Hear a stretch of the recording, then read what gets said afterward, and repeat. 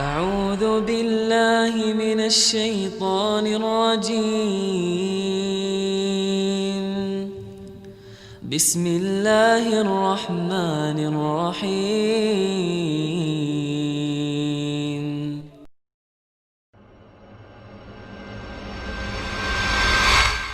Bagi orang-orang yang sudah berbuat salah, maka masih ada solusi dalam Islam. Itulah bab kita yang ketiga, taubat. Taubat ini teman-teman, secara etimologi adalah berhenti dari sesuatu, secara bahasa. Secara terminologi adalah berhenti dari perbuatan hina dan terlarang dalam agama karena Allah yang Maha Suci. Kita tinggalkan dosa-dosa karena Allah yang larang, itu namanya taubat. Taubat ini teman-teman sekalian, dalam Al-Quran disebutkan kurang lebih 88 ayat perintah untuk bertaubat, banyak sekali. Dan hukuman dalam Islam banyak ya. Ada hukuman dari Allah langsung bagi pelaku dosa, biasanya sejenis dengan perbuatannya, atau mungkin Allah datangkan cobaan atau hukuman bagi dia yang berat bagi dia untuk bersihin. Kalau dia berbuat dosa-dosa tertentu, seperti dosa yang berhubungan dengan hudud namanya. Hudud itu kayak orang berzina, itu kan ada hukuman cambuk. Mencuri, dipotong tangannya, membunuh, dipenggal lehernya. Ini hukuman tambahan nih, selain hukuman yang Allah akan datangkan buat dia. Kalau ada orang berbuat hudud, mencuri, berzina, dan kepergok, kedapatan, hukumnya dikisos. Kalau laki-laki, perempuan belum nikah dicambuk 100 kali, diasingkan 1 tahun. Kalau sudah berzina, sudah menikah, hukumnya dirajam, gitu kan. Orang yang berzina sementara dia sudah nikah, berarti dia mengancam dirinya dibunuh. Halal itu bagi pemerintah, bukan individu ya. Bagi pemerintah setempat, bukan orang-orang individu di sini. Kemudian orang yang mencuri sama, dipotong tangannya. Kalau kepergok, tapi dalam Islam kalau tidak kepergok dan dia taubat, maka dimaafkan. Contoh gini, ada teman-teman di sini yang hadir mungkin atau di luar sana lah, pernah berzina, pernah ganggu istrinya orang, pernah berzina sama suaminya orang, pernah buat zina. Dia tidak tahu hukumnya atau mungkin dia anggap remeh dulu. Sekarang sudah taubat. Tidak ada dalam Islam datang melapor sama ustadz atau kiai, ini saya pernah berzina, bagaimana caranya? Nggak ada pengakuan dosa. Antara anda dengan Allah sudah. Tutup itu. Kita disuruh tutupin aib kita. Nggak boleh sengaja ceritain orang. Saya dulu pernah berzina, saya dulu pernah begini, nggak ada dalam Islam. Tutup. Orang lain kalau buat salah kita tahu, suruh tutupin. Kata Nabi SAW, man satara musliman, satarahullahu yawmal qiyamah. Siapa yang tutupi aib saudaranya muslim, Allah tutupin aibnya hari kiamat. Kita nggak boleh ceritain teman-teman. Nggak ada pengakuan dosa dalam Islam. Tapi kalau dia kepergok, ditangkap, hukumannya dihukum. Kalau dia taubat, kalau berhubungan dengan dosa hamba-hamba, seperti mencuri misalnya, dia taubat nih, pernah dia mencuri, pernah buat nota palsu, pernah ngambil barangnya temannya. Intinya apa yang mencuri? Dia taubat sekarang, baru tahu hukum. Maka dia taubat kepada Allah nasuha, karena dosa besar mencuri. Taubat, janji tinggalkan dosa itu, tidak ulangi lagi mencuri, sesali, janji sama Allah tidak mengulanginya. Yang keempat, sibukkan dirinya dengan amal soleh. Tapi kalau dosa ini berhubungan dengan makhluk, mencuri misalnya ada barangnya orang, harus dikembalikan. Nggak boleh enggak. Kalau zina, antara kita sama Allah, taubat nasuha dimaafkan. Tapi ingat teman-teman, jangan ulangi. Karena pengulangan dosa ini berarti kembali lagi ancaman-ancaman tadi. Hidup sumpek, sesat, ada syaitan yang mendampinginya, susah khusyuk. Sedikit saja kita mau sholat digoda sama syaitan, tidak bisa kita konsentrasi. Tapi makin bersih dari dosa, makin bersih, makin enak kita ibadah. Bersedikit baru niat mau bangun malam, terbangun tengah malam. Baca Quran tersentuh. Hadir majelis ilmu berubah menjadi orang lebih baik. Jadi karena dosanya sudah makin tipis. Saya kasih begini timbangannya teman-teman. Kalau tangan kiri saya ini misalnya dianggap timbangan dosa, tangan kanan saya ini timbangan amal soleh ya. Kalau amal solehnya teman-teman sekalian masih berimbang sama dosanya, maka tidak akan pernah bisa khusyuk. Mustahil. Kenapa? Ada dosa yang ganjal. Apalagi kalau dosanya lebih banyak. Tiap hari buat dosa, sholat iya, tapi masih bohong. Sholat iya, tapi masih zina, masih mabuk. maka dosanya lebih banyak dari pahalanya. Ini lebih susah lagi, tambah nggak bisa khusyuk. Teman-teman coba lihat ya, kalau dosa ini ditahan, bertobat sama Allah, dikunci kerannya, tutup pintunya. Lalu amal soleh dikerjakan, yang sudah rutin, 5 waktu sholat, baca Al-Quran berapa ayat setiap hari, zikir pagi sore, hadir majelis ilmu, jagalah sholat. Ini rate-nya kan naik nih, karena kita beribadah. Dosa ditahan, karena kita nggak buat. Nanti ini akan datangkan kekhusyuan teman-teman. Tiba-tiba kita jadi tersentuh, jadi ingat akhirat, ingat dosa-dosa kita dulu. Tiba-tiba kita jadi mau berbakti sama orang tua kita yang sudah lama kita nggak hubungin. Ini nanti naik terus rate-nya nih. Dan ini teman-teman, amal soleh yang kita kerjakan akan menghabiskan dosa kecil itu.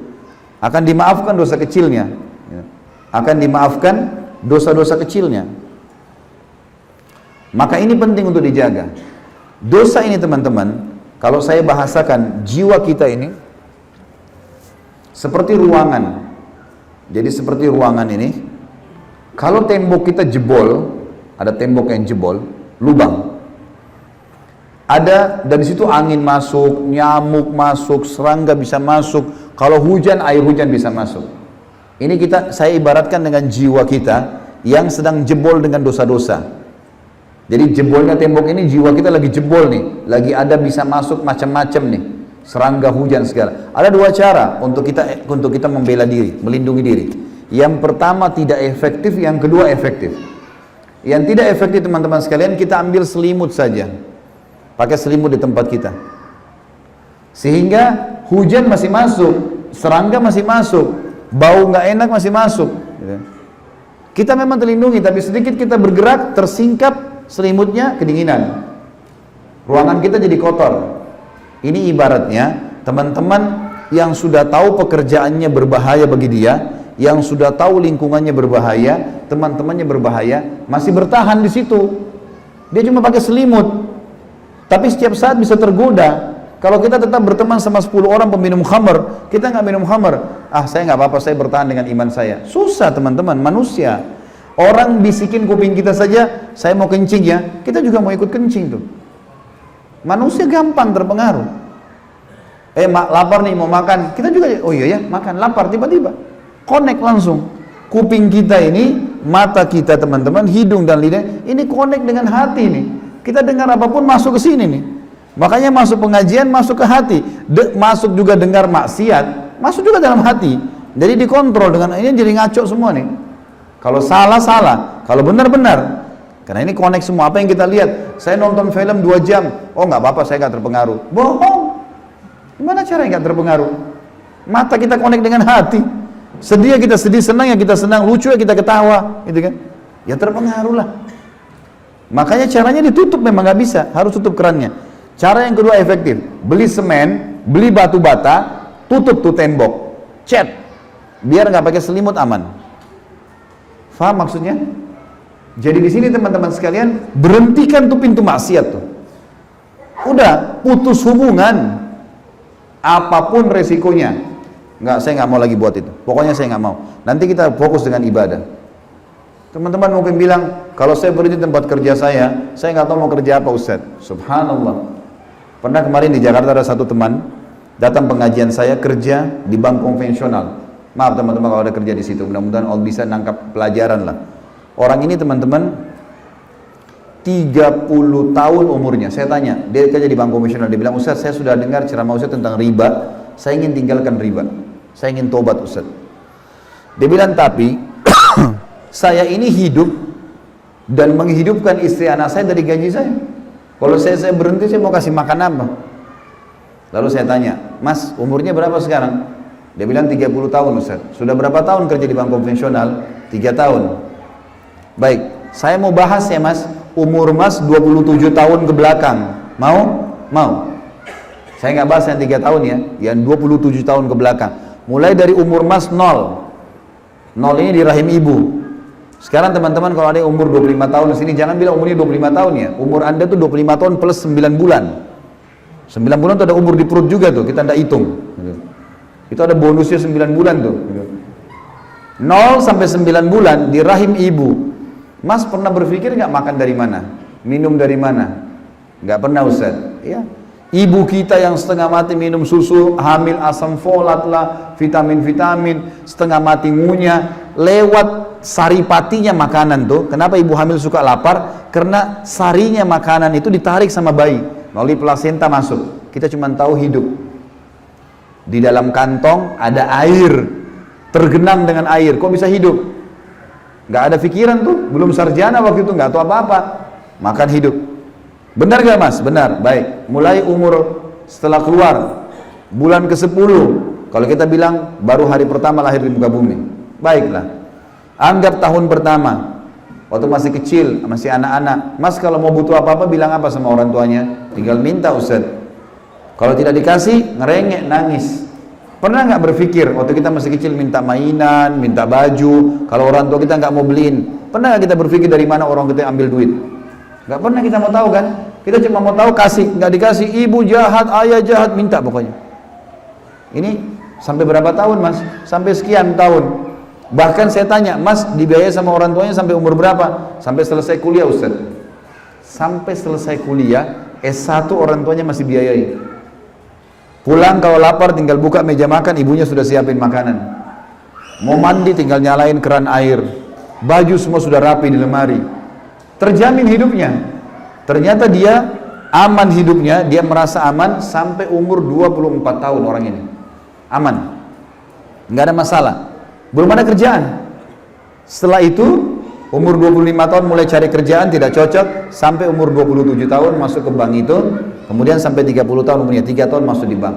Saya bilang, mas, selama 27 tahun Allah jamin Anda hidup. Sekarang Anda sudah jadi sarjana, sudah pintar, takut tinggalin bank itu gara-gara riba? Berimbang gak antara 3 tahun ketakutan dengan 27 tahun aman makan dan minum?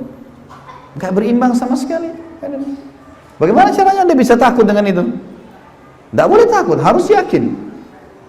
Maka kita harus tahu teman-teman sekalian, sesuatu yang haram itu, kalau kita tinggalkan karena Allah, Allah berfirman dalam Al-Quran jelas, Nabi Muhammad SAW bersabda dalam hadis sahih riwayat Bukhari, man taraka syai'an lillah abdalahu khairan min.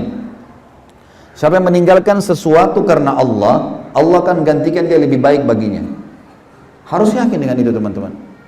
Haram tinggalkan, jangan pernah jurmuskan diri kita di situ. Banyak orang sering bertanya sama Ustaz, Ustaz, saya mau taubat, bantu saya Ustaz, bagaimana caranya? Pernah ada teman-teman juga gitu, kerja di bank profesional tanya saya mau keluar tapi bagaimana Ustaz, tolong bantu saya. Saya bilang, mas ini seperti sekarang lagi di dalam lumpur, lagi nginjak lumpur, kotor nih, basah, becek. Saya sudah pegang selang air untuk bersihin supaya segar. Semua ustaz itu punya selang air, istilahnya gitu ya, tanda kutip, ini cuma istilah supaya mudah difahami. Kalau Anda minta saya bersihkan Anda, bantu untuk taubat, tapi Anda masih dalam lumpur itu, maka air saya akan membuat jadi masalah lebih besar. Ya, kalau teman-teman tanya kepada ustaz-ustaz hukumnya riba gimana? Haram. Itu makin berat tuh. Karena sudah tahu hukum. Sama saya siramin air di becek itu, makin basah, makin susah keluar. Ya. Sekarang kalau mas mau, keluar dulu dari lumpur itu ke jalan raya sini, saya siramin, bersih tuh, memang basah, tapi bisa lari kencang tuh. Aman. Keluar dulu. Allah berfirman dalam Al-Quran teman-teman, baik-baik renungi ayat ini. A'udzubillahi minasyaitonirrajim. Innallaha la yughayyiru ma biqaumin hatta yughayyiru ma bi anfusihim. Allah tidak akan mengubah nasib satu kaum sampai mereka mengubah dirinya sendiri dulu. Teman-teman kalau terus saja kerja di satu tempat haram, saya nggak tahu mau makan apa, ya sudah sama saja nggak mau keluar, gitu kan? Nggak mau mengubah nasibnya, maka dia begitu terus keadaannya. Keluar dulu. Baru ikhtiar, baru Allah kasih jalan keluar. Semut di lubangnya teman-teman, ribuan jutaan semut hidup Allah kasih rezeki. Ikan di lautan, burung-burung yang berterbangan, banyak makhluk Allah selain kita dikasih makanan dan minuman. Lalu kenapa kita menganggap kita nggak bisa dikasih hidup sama Allah? Hidup teman-teman sekalian, dan tidak mungkin tidak sampai kepada kita kalau sudah jadi rezeki kita. أعوذ بالله من الشيطان الرجيم بسم الله الرحمن الرحيم